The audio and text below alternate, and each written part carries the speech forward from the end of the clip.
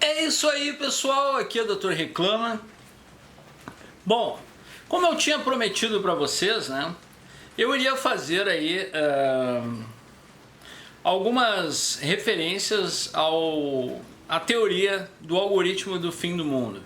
Então eu peço a todos vocês que antes de tomarem quaisquer conclusões sobre os relatos e os fatos que eu vou citar, procurem assistir todos os vídeos, tá? Para conseguir compreender um pouco melhor aonde eu quero chegar e o que eu acho, né, o que eu penso sobre isso. Eu vou começar com algumas referências para vocês conseguirem basicamente entender como começou toda essa paranoia. Não é verdade? Bom,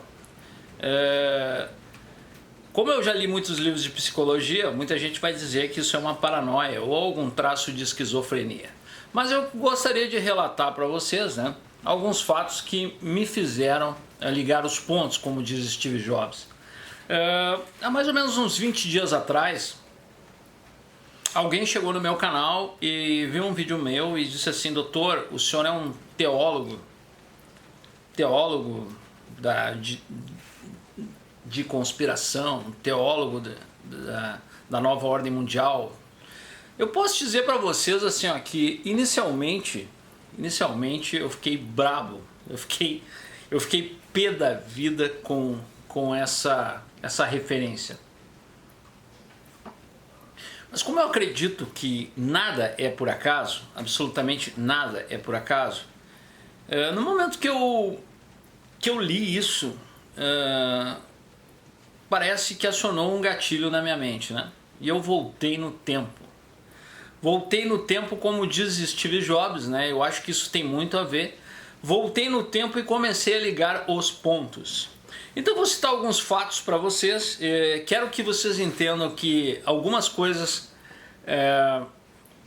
não são tão legais e eu guardei por uma boa parte da minha vida sem ter muito entendimento do que realmente tinha significado, sem ter muito entendimento do que realmente eu deveria fazer, sem ter muito entendimento do que realmente aconteceu, tá?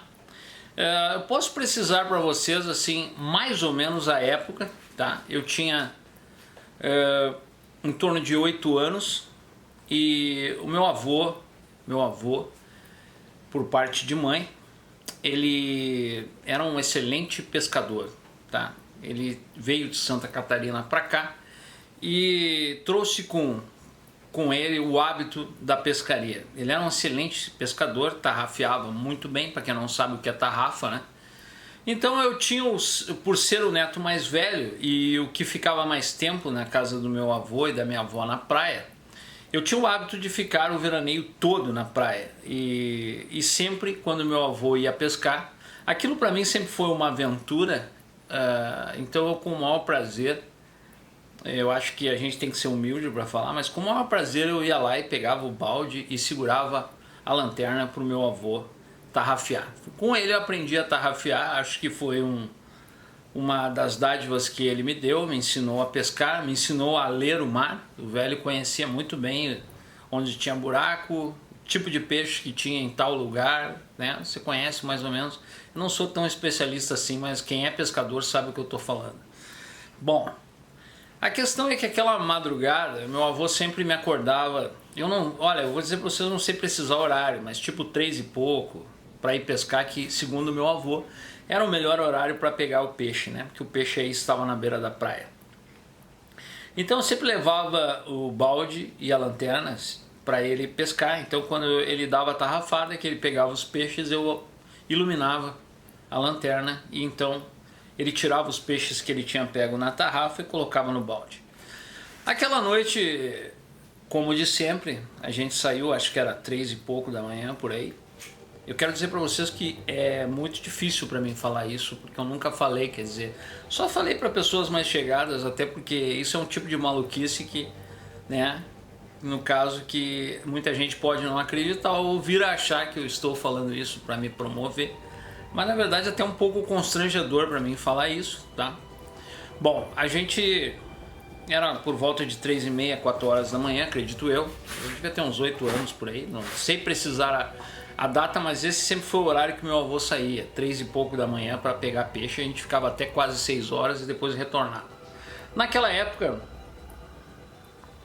acredito eu que 1982, 1983, por meados dessa época aí, o Quintão, a praia do Quintão aqui no Rio Grande do Sul, era a última praia, né?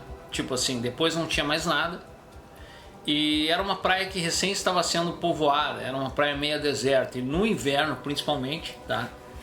No fim do veraneio, ela se transformava numa praia tecnicamente deserta. Bom, eu me lembro muito bem que faltava mais ou menos cerca de uma semana ou 2. Eu me lembro que essa sensação eu tinha na minha mente que logo eu retornaria para Porto Alegre para voltar a estudar. Eu ficava o veraneio todo sempre. E eu lembro muito bem que os cachorros, meu avô tinha uns cachorros grandes, né? E sempre nos acompanhavam nas pescarias. Quando algo não era interessante, meu avô jogava para os cachorros comer. Tipo, alguma coisa que ele pegasse ali e a cachorrada parece que gostava de comer um peixinho, né? Bom, mas resumindo, meu avô tinha 3 cachorros grandes e aquela noite a cachorrada, uns 5 minutos antes do acontecido, a cachorrada começou a latir muito, cara, enlouquecidamente, enlouquecidamente latindo para a beira do mar. Eu lembro que eu comecei a olhar aquilo e me assustar. Eles rodopiavam e latiam, e parece que alguma coisa estava os afetando, os atingindo. E meu avô estava pescando, eu com a lanterna, quando de repente, sem entender muito bem o que tinha acontecido, emergiu da beira do mar mais ou menos uma esfera que eu digo que era enorme. Era uma coisa que eu nunca tinha visto. Aquilo parecia um sol de tanto que brilhava, né? Mal conseguia eu olhar para tal objeto. Hoje, ligando os pontos, eu sei que aquilo era um OSNI, seja lá o que for, um objeto que anda no mar não identificado. Não era voador porque estava dentro do mar e emergiu na beira do mar. Mas alguns fatos que foram bem interessantes e que mudaram a minha vida foi o fato de sentir que de repente do centro dessa esfera saiu uma luz, né? Nesse momento que meu avô viu esse objeto emergir, ele veio para tentar me tirar dali, achou que fosse alguma coisa, sei lá. Naquele momento nós ficamos os dois juntos, parados, olhando, e uma luz emergiu de dentro desse OSNI, dessa esfera. E um relato bem interessante que eu observo é que eu me lembro de alguns detalhes que meu avô não lembrou, né? Ele lembra de ter visto e depois lembra de ter sumido, mas durante uns 5 minutos mais ou menos, eu e ele a gente ficou sem conseguir se mexer, né? Enquanto essa luz nos atingiu, ficamos imóveis. Eu não sei dizer, sem precisar, se foi do susto ou se realmente existiu alguma coisa, mas lembro muito bem do barulho, da vibração que atingiu o meu corpo, como se eu tivesse sido escaneado, assim. Hoje eu diria que seria tipo uma tomografia, né? O que me parece, uma vibração que começou na ponta do pé e veio subindo, depois retornou. Mais ou menos uns 5 minutos houve esse processo aí. E após isso, essa esfera luminosa simplesmente, numa velocidade fenomenal, adentrou para dentro do mar e desapareceu como se nada tivesse acontecido. Esse processo, acredito eu, deve ter durado não mais que 6 ou 7 minutos. eu era criança, mas isso ficou muito vívido.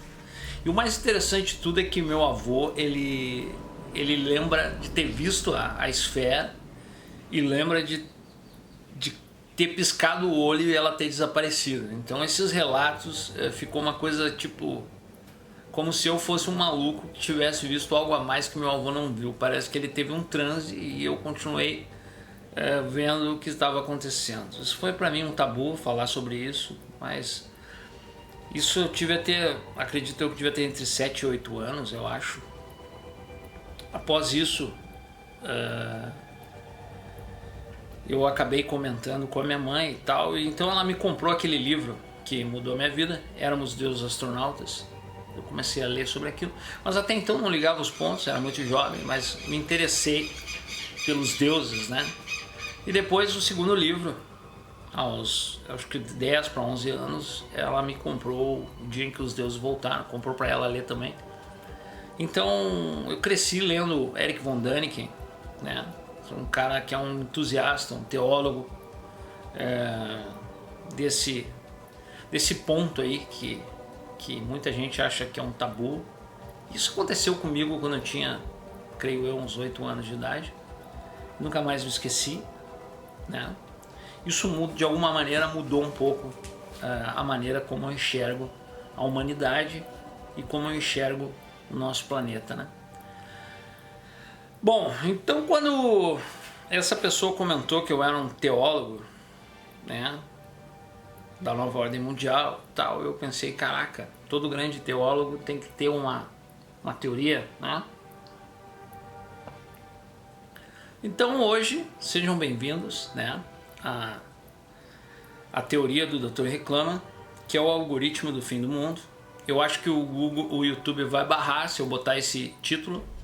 Então, a princípio eu vou botar o algoritmo final. Eu vou ver muito bem o que eu vou colocar, mas espero que vocês assistam os outros vídeos para conseguir compreender e entender um pouco dessa maluquice toda, dessa teoria que o Dr. Reclama criou em cima do que ele vê, do que ele acha. Isso não é uma coisa que eu acredite 100%, mas que eu venho observando. E como dizia Steve Jobs, quando você liga os pontos, as coisas parecem que ficam muito mais simples, né?